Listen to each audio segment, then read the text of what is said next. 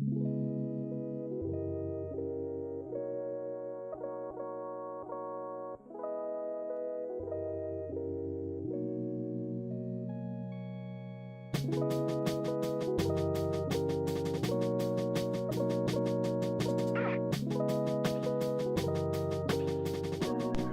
is going on YouTube? This is your boy Lago, one half of Enduo, and here we are with part 2 of why Mario is king. Basically, a breakdown on why Mario games have been reviewed very highly and has the most recognized name in gaming, and this is to help people who don't understand the Mario thing. I mean, I'm not trying to change those who don't like Mario, because again, you're not gonna like everything, so that's you guys, and I understand that. But let's talk about the people out there who's like, I want to understand, why does this game always get high reviews? Why does everybody gets crazy about this game when it comes out? Why? And let's go into, I already did a part 1, which should be in the description bar and also in the card system, so you can check it out. Part 1 talked about building the game. Basically, a lot of people say it's repetitious, but building the game around the gimmicks is repetitious, but it's the execution. As I explained, you should check that out. And number 2 is basically about the time and why the nostalgia love for Mario, because it doesn't put it close together all the time, like year release. Now we're into episode 2 right now, so let's go into it. Another thing that makes Mario very stand out is basically the charm, the art style and the charm. That's 3. So number 3 is the art style and the charm. Mario games have they're not the most, and I've said this many times, they're not the most graphical powerhouse games out there.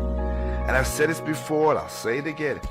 The most powerful graphical games are not the most best reviewed or highly static game, because power doesn't mean nothing. It's a tool. The game idea is what makes the game the most best game they ever be.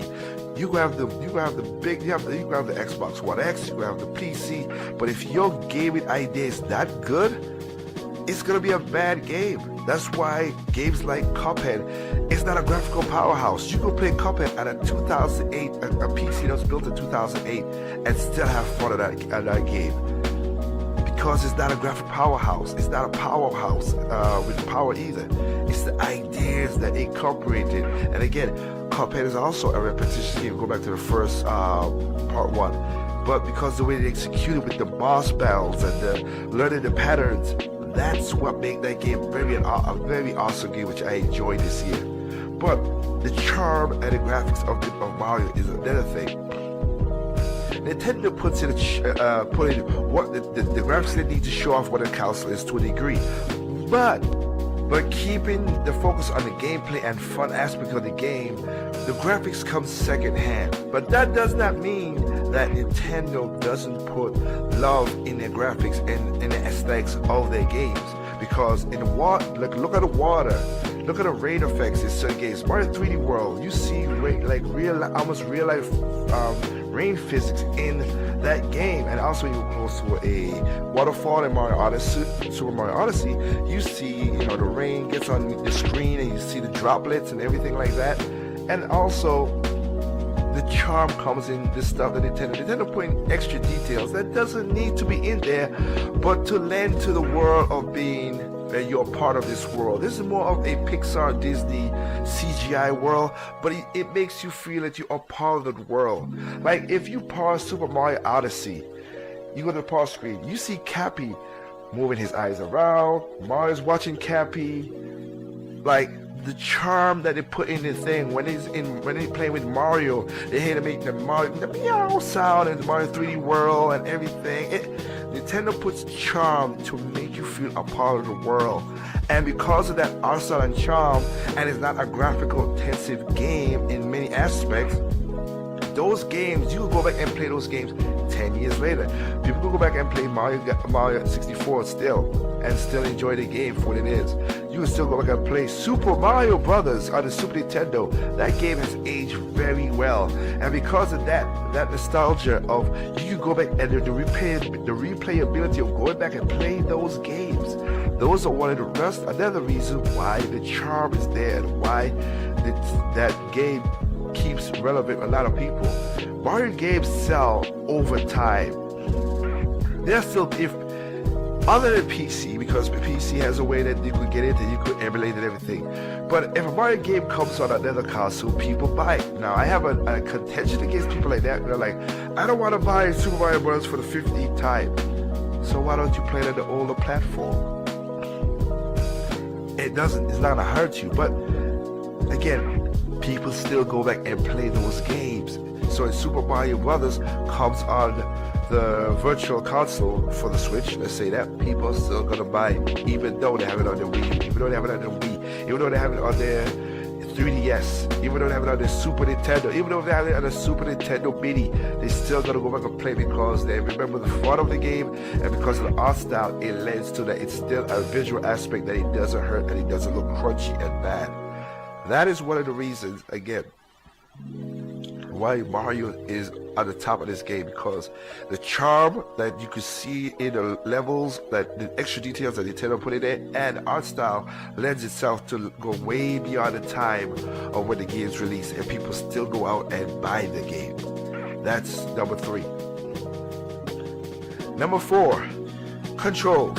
Now, the controls are not perfect. In Super Mario Odyssey, they gave you the option to use the Joy-Cons, or not Joy-Cons, but I have to say, Nintendo does this, I like it. It make you use the gimmick, and again, for those who didn't watch the first video, I never use gimmick as a bad thing, because the definition of gimmick is not a bad thing.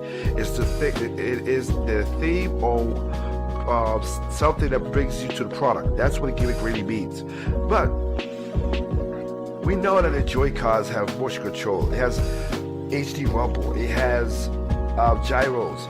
And Nintendo, of course, is their game, their platform. They're gonna take fully achievable of this. So to do certain moves, you gotta use the Joy-Cons. Some of it is repetitions and boards. So if you don't wanna keep hammering your hands like that to do the roll and everything, what you do? You can play it with the normal, with just the thumbsticks and everything, and you can still complete the game. You have many options to enjoy this game.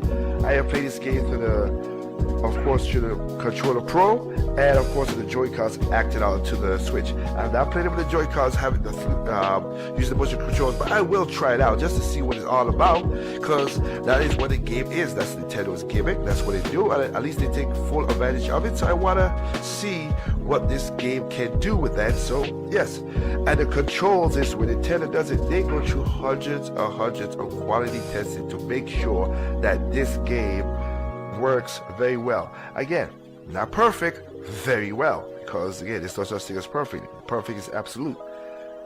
They take their time to make sure, oh, that control works right. Oh, this feels too much. Let's not do that. Let's map this to this. They take time to quality test their controls to make sure that their control system works. That is one of the things. That's when people always say in reviews, and you hear when you misstep a jump, but something feels weird. It's not the controls holding you back. It's you made a mistake.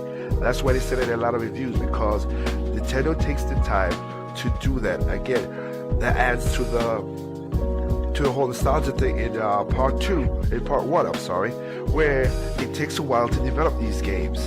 And when you have that, you have the time to do the Q&E, to quality test these things, the QT I should say, and make sure they work perfectly.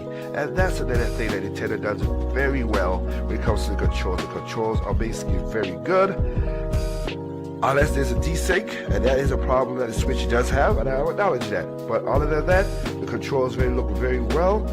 If you play it on the Pro Controller, the Joy-Cons, or the Joy-Cons attached, or even the Joy-Cons by itself, they make sure the controllers work for whatever you feel like. For if your arms are too big, your hands are too big, too small, your hands gonna hurt from doing all the motion controls, and also it's a different audience. Everybody likes to play the game differently, and it's adapted to that, which will be in another point in the last episode of this little 3-parter of Mario, Why He's King. But just to recap, in this episode right here, part 2, you have the charm and visuals of being that you don't need to be graphic intensive. The ideas, it makes it really good, and because of the graphic, it does not carry over. It has a lasting effect to last very long, and of course the controls are on point. Again, not perfect, but very well established that you feel that you have full control of Mario when he's doing stuff, and you feel frustrated when things go a little awry, but you know that's on you. Again, unless there's a desync, that's on the console, and I'll point that out to be 100% honest to my people who are listening to this video. But with that said, again, I'll give you part 3 and talk about one of the things that makes Mario really the king of gaming and why he's been so relevant for this long in gaming. With that said, you know the stats. There's no perfect games out there. What's perfect to you is not perfect to me. What's perfect to me is not perfect to you. Simply enjoy your game on every console, even PC. Peace out.